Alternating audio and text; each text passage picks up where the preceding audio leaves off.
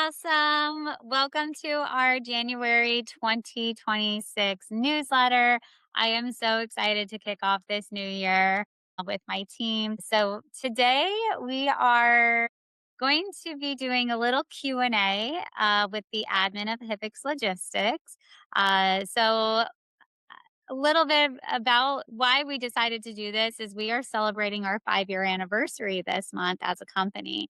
And so we've obviously had quite the journey thus far, and we have goals ahead of us that we're excited about. And with any growth comes challenges, and we've had to sustain a lot of challenges as a team. So we really wanted our readers to kind of get to know us and hear a little bit about what we want to share with you all. So I've invited my partners, Mr. Andre Hippix and Mr. Joe Carnes, to participate in a little Q&A with Miss Treva Carnes facilitating the Q&A session for us. So Treva, we love her. Mama Treva, she is the mama of our company, Joe's biological mother, but she also helps our company tremendously doing payroll and does a lot on the admin work on the back end. So we are so blessed to have her supporting us on the backside.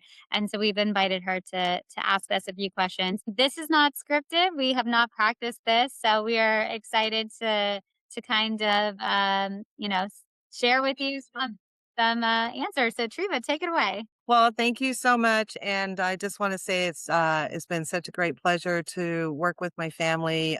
I mean, it's been a true blessing in my life. But you guys have been doing all the work, and I just get to be a recipient of being a part of the ride, and it's been a lot of fun, and it's been really great. So what I'd like to do is I'd like to start with, just, you guys been together for a really 5 years, very successfully, working together as partners.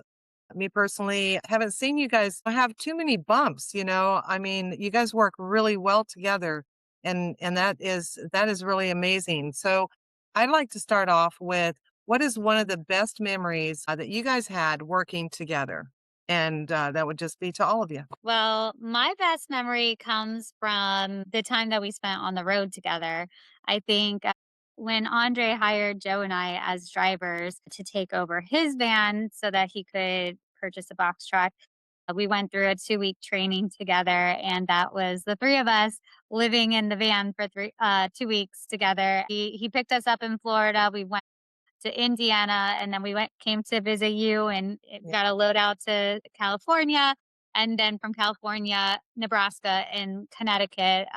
And so we went around the country, just one round around the country together. And I think when Andre hired Joe, he didn't know that Joe had a little girlfriend on the side. And so I think it was a little surprise that there were going to be three bodies of us living, sleeping in the van. And but we had so much fun together, just so carefree at that time. And I think that was really when we kind of started planting the seeds of like, okay, we operate well together. And that was kind of the start of the journey. Yeah. Yeah, go I'd like to answer this one as well. Yeah, wow. I guess if three people can share a tiny or one room quarters for 2 weeks, it's a good signifying marker that we can share a bigger space than that for much longer. I agree with you, Gianna. I was actually initially was just now thinking of the same, like going all the way back to that time, but I'm like, we've had almost 5 years after that moment. So my brain was also going through other moments of what could I remember that was also not just challenges, but something that I really remembered with fondness in my heart. And I really enjoyed the time when every time that I would go down to Florida, when you guys, all of us were already off of the road, and I would go down to you guys, stay in the house with you, and actually work side by side because, and it's not a secret, we work from different states. So we're always virtually connected, digitally connected every day, but working side by side in person, it always felt really good to me because there's something energetically there that's allowing me to feel like, okay, we're a team on daily basis, not just through my mind awareness, but also in person right here, going through things, challenges and whatnot, shoulder to shoulder. So I just really enjoy that. And, we'll see what the future shows in terms of making that more often. Yeah, I really value those moments too. It's nice to have the energy when we're just together working and bouncing off ideas and instead of having to schedule meetings of like, all right, here's a meeting and we're talking about this topic. It's like just so organic of waking up, getting to work and just kind of sharing how our day is going along the way. So I do enjoy those moments too, Andre. Joe, anything that you want to discuss here? Yeah, I would say my favorite time together. I would agree. Like it's nice when we've been able to collectively get together and you're able to actually like bounce ideas of each other in real time. Working together side by side. But I would say one of my most cherished and favorite moments was when we were on the road for that short period of time in the beginning. And we were able to go out on hikes together and just we had no idea that this was even going to turn into what it was at that point. It was literally just jumping in a van, looking to take loads all over the US, not getting other people, set up to take loads with us. And but I would say one of my most cherished is just every time we come to a difficult situation, the fact that we come together, we isolate the issue, and we collectively attack it and get through it so quickly. And I just feel like even though those are hard times, I cherish those moments the most because that's, when push comes to shove, those are the moments that really shine through.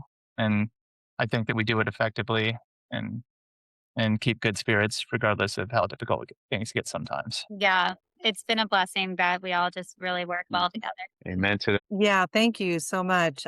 I agree. I've seen you, all three of you, in action, and your flexibility of bending and compliment and keeping the attitude and the love for each other and the respect for each other.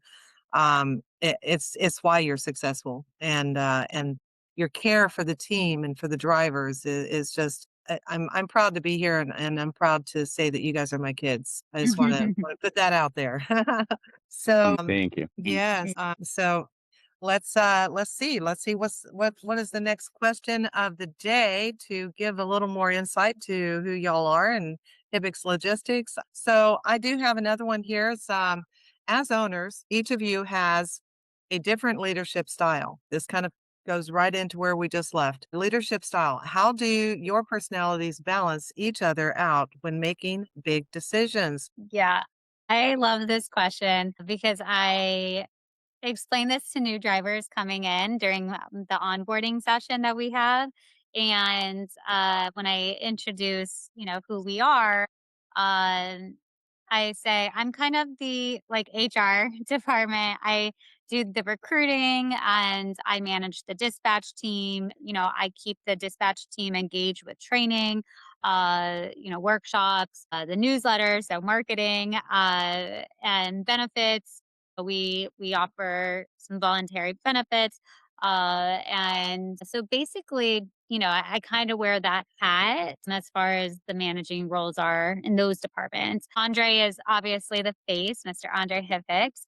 He is the leader of the company, spearheading, does a lot of the back end role, compliance issues, making sure that the insurance is good, the contracts, everything, is that we're doing is operating in a legal aspect, working with our lawyer and, doing podcasts with other companies, all of those things. And then Joe, I call the hammer. So Joe is the one, director of operations. The drivers know that if they have an issue, Joe is the one that's going to come in and lay down the hammer and make sure that everything is smoothed out effectively. And he does a great job at doing that in a great communication style with the brokers, with drivers, with dispatchers, tracking, wherever the issues lie, Joe just comes in and makes sure that the issue gets resolved effectively. So it's been really nice that we all three have our different roles in the company and different ways that we shine as individuals, that it's not really competing against each other. And then what's also so amazing on the back end that, and I always say this, is it's so great that there's 3 of us that are leading this company, because if there's an issue when we have to make a decision, any major decision for the company, there's 3 of us. If Mm. 2 people, if one person disagree, if there's a matter that we have to choose a side, there's always going to be a majority to an issue on how to resolve it. So that's really nice. Whereas if there's only 2 of us, we could be butting heads on issues. But when 2 people butt heads, then the third person kind of comes in to mediate and resolve it. And I think we've all have taken those turn at coming in and resolving issues where 2 people may disagree upon. So I love how we kind of just work together and combine each other's talents and just the ways that we shine together. And having multiple different viewpoints too, being able to have multiple perspectives on something. Everybody typically brings their own little piece to the puzzle that, somebody else isn't seeing Yeah. because of what they're doing day to day. Mhm. The strongest geometrical shape is a triangle of 3 sides and 3 corners. Therefore, 3 different minds that come together. Mhm. Love Andre. Yeah.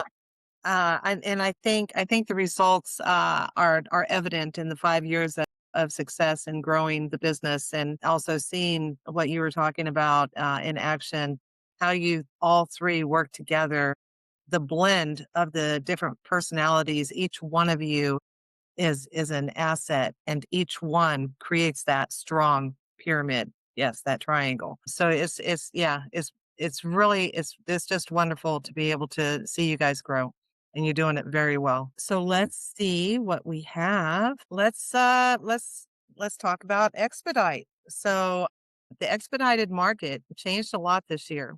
What were the biggest challenges we faced as a company, and how did we adapt? I'll take that one away. This definitely year has been significant differences and changes that occurred. I don't know whether that's full industry wide or expedite specifically, but we being in the expedite sector of the transportation definitely felt it on multiple layers. One of them I would say was the implementation of carrier compliance portals like Highway, RMIS, Freight Validate, and all other systems that now are catered or have been strategically catered to brokers to qualify carriers, and now it's not a matter of just sending carrier packet and PDF documents through email. It's actually pre-uploading everything to these portals, and they watch our not only performance but the signals of like where our drivers are, where do we log in. They're watching everything. And so partly it made it easier because now getting set up with brokers and customers has gotten faster, and part of it is more difficult for expedite specifically because we are not a regular carrier in terms of transportation. Like we don't have semi trucks that use ELDs.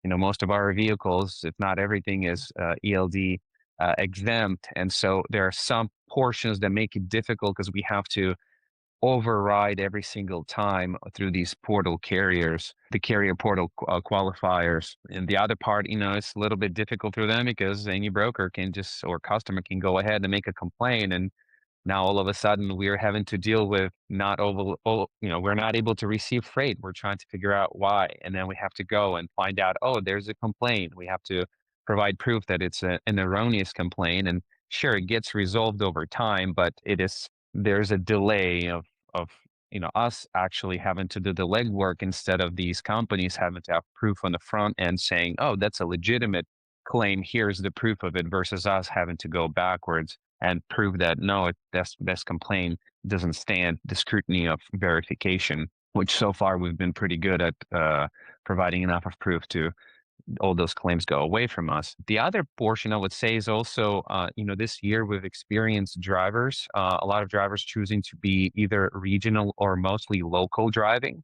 And I totally and personally, like, I support people wanting to stay local if it makes sense for them financially because rates have dropped. So now you don't have to put as many miles and you can stay local and make a little bit more money, depending, of course, on the area where you're at. That's very important. That won't work for everybody. In fact, probably for most of the people around the country, that's not the case. But the way we've embraced technology on our end and the tools that we use to empower drivers has been given them opportunity to stay more local and try to win freight that way instead of relying fully on, manual way of dealing with dispatchers from companies like ours and daily kind of grind where now it's automated, it's very fast, efficient, and people can go on their own time and choose when they want to work, what they want to pick.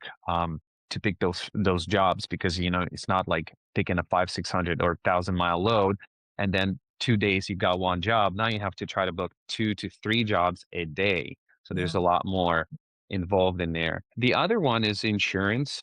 Insurance this year has been an interesting, challenging topic, and we've kind of recognized that because we're in expediting where we operate with non-commercial vehicles and leased on independent contractors slash owner operators, it's not a secret this industry is based on mostly owner operators. But when you're talking about truck drivers, they're operating commercial vehicles, it's very straightforward. All those vehicles are leased and then insured directly by carriers, and expediting, that's usually not the case. And so that's just what the industry has been for even longer than we existed as a company. And so this year, 2025 specifically, we were fortunate to finally find insurance carrier that supported and understood our model as a compliant carrier in the industry and provide us not only the standard insurance policies for scheduled vehicles, but also for the fleet of independent contractors that are, non-commercial vehicles have their own policies. Like we make sure that it's all not only transparent, but it's also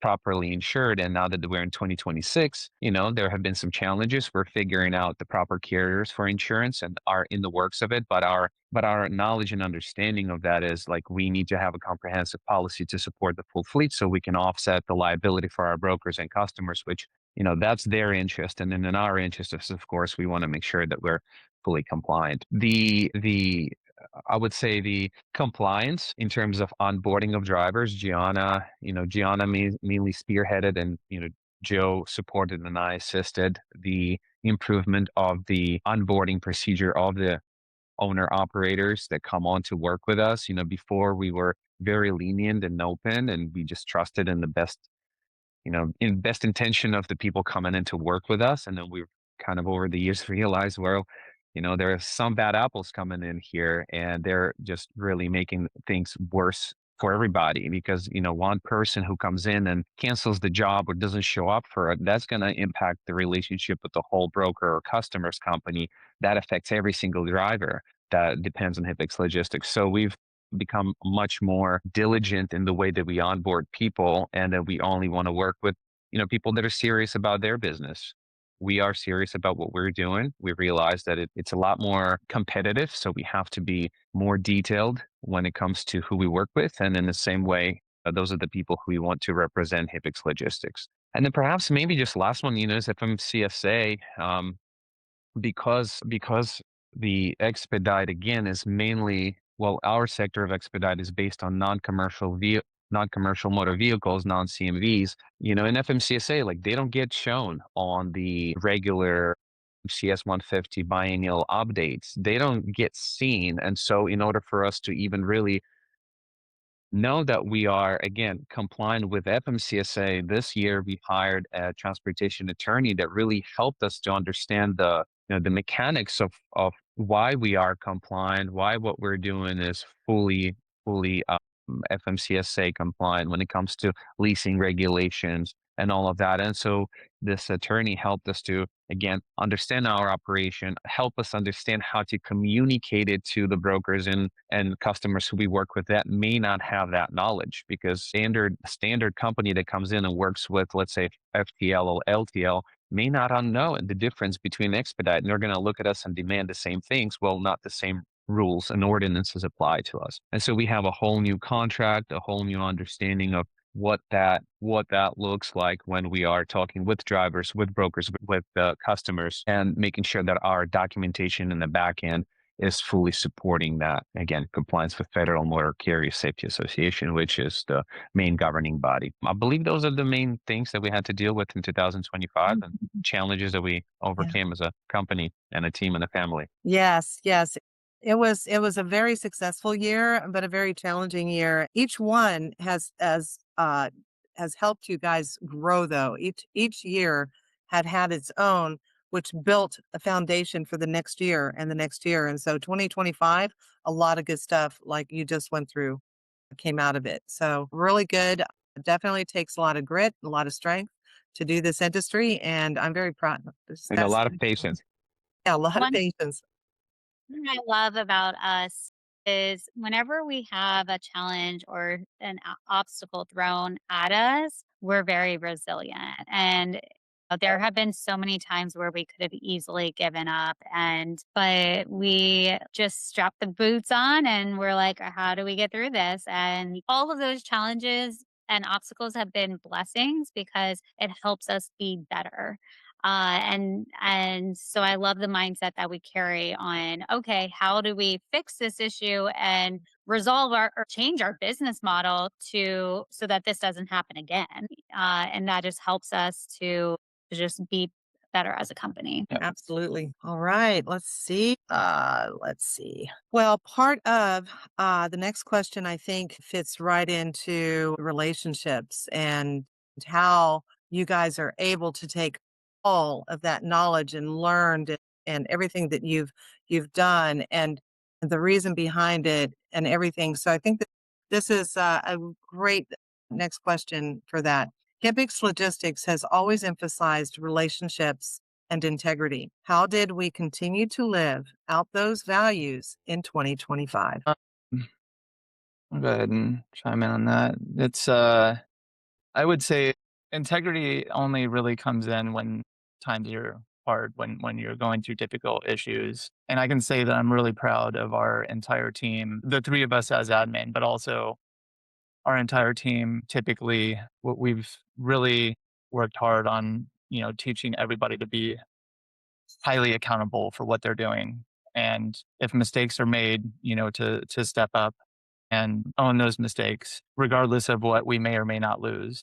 It's very important to be able to take accountability, show up and, pay the dues that are necessary if you have to, and, move on and make less mistakes in the future. And I think we three as admin do that very well.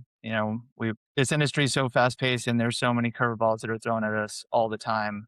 You get really good at taking accountability and figuring out how to move past obstacles. And I can just say as a team and also as us three admins sticking together, we've learned how to do that very well. Yeah, I agree. And I just would like to add to what you just Joe said. Also, I think because of the way that we're handling this and our team handles the accountability piece in this industry, we're also sharing this with the owner operators and drivers that are in this industry and showing them that like they don't the carrier or transportation company they work with, even though they may have seen otherwise before and people that cut corners and cheat and don't Hmm. pay and whatever, they seeing that, oh, we can be an ally to them. Yeah. Like not somebody Yeah. they're working against off. And then the moment something opportunity shows up for them for their own interest and they're going to burn the bridge with us, instead it's a partnership. And so they Yeah. continue on working the same matter. Yeah. And not so much to say that, we're a role model by any means, but being able to set a certain standard. I feel like a lot of people that we've worked with have also grown because of the standards that, we've continually set and stepped up to the plate when it mattered the most. Well, and a huge 100%. motivator of why we wanted to start this business is because when we were drivers, we felt like we had so much knowledge and experience about how the industry works. And we wanted to share that knowledge with other drivers, especially brand new drivers that are coming in.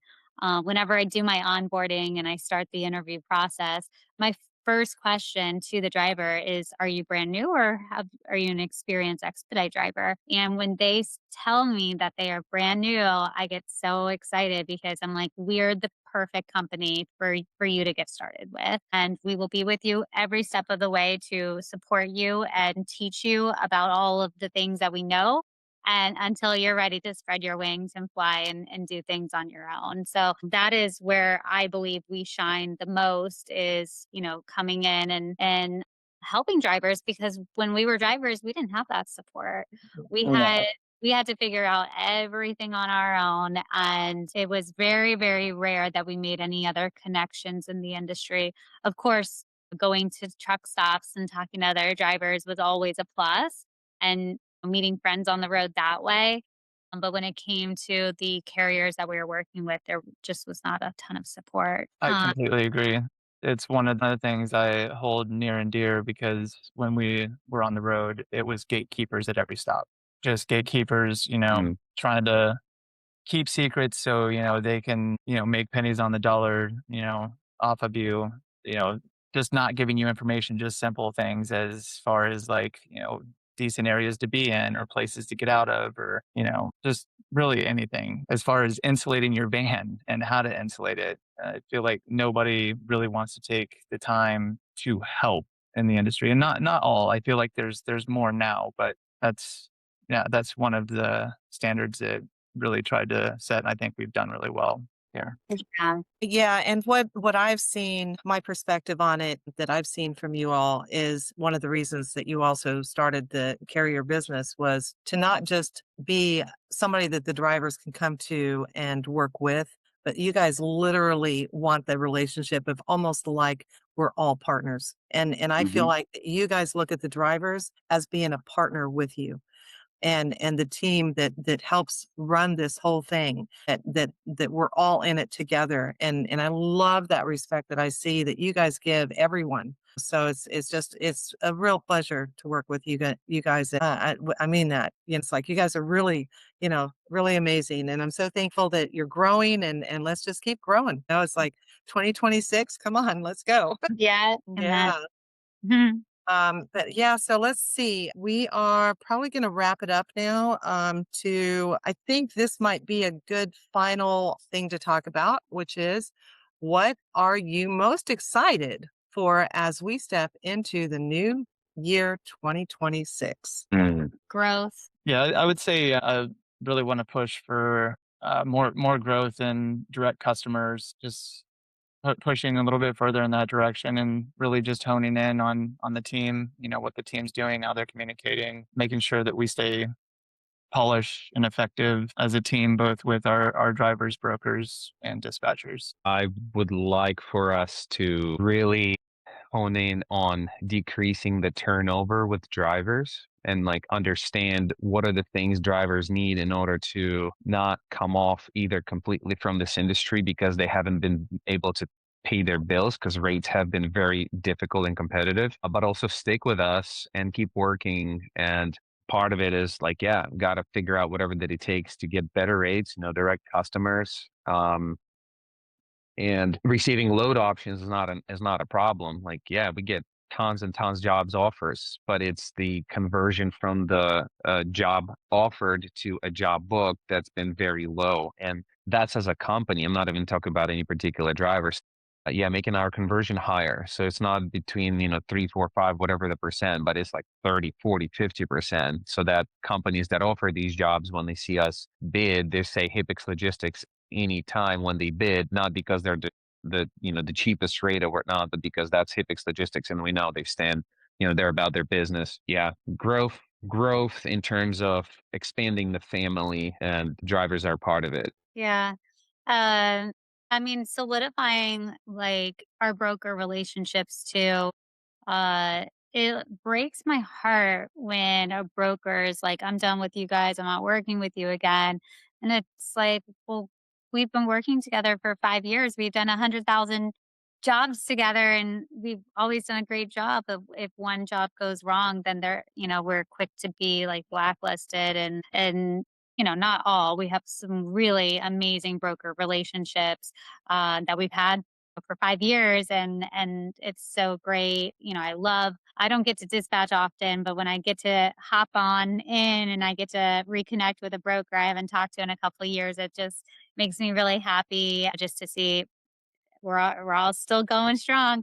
But I would love to have some more solid broker relationships too, like that. And yeah, like direct customers too. We have very little that we met organically, which has been really awesome. And those relationships too, when we get a direct load, which is literally like a handful a year, but when we do get those, it's so nice. We're just dealing with one person on the job. It doesn't have to go through this whole chain of customer and so many middle people. It's just direct communication, which is so nice to have that. So but I think that will come in time with referrals when the few direct customers that we do have start telling their friends that we do a good job. So hopefully we can have more of those. Fingers crossed for the new year. All right. Any other goals for this year? Yeah, I think that kind of covers what what I had for the meeting and interview, and I guess you guys can take it from here. And Well, just thank very you. happy to be a part of this. Thank you. Yes, thank you for all that Thank you you for the do. questions. All of our readers, and listeners right now, both brokers and drivers, please give a round of applause for Miss Trina, who she's just so amazing. She does so much for the company. Really, truly, we want to spotlight you for a minute and just give you praises for what you've done for us too. Because of course, a lot of our readers and followers know the three of us to some degree, but they have no idea the work that you put in. So thank you. So that's all that we have for this January 2026 edition as we head into celebrating our 5-year anniversary as a company. And yeah, you heard it from the mouths of us, the challenges that we've had to overcome. I'm sure we'll still be here throughout 2026 and just the motivation to push through and be better. So we're really excited for what 2026 has in store for us. And we just want to thank you as our readers and our followers, whoever is watching this from our newsletter. Thank you for your support and for partnering with us because you could choose to partner with anybody else. And here you are partnering with us. So thank you for your support as well, your partnership. We're very grateful for that. And here's to 2026 ahead. May it bring an abundance of blessings for everybody. All right. Hard for everybody. Wherever Uh,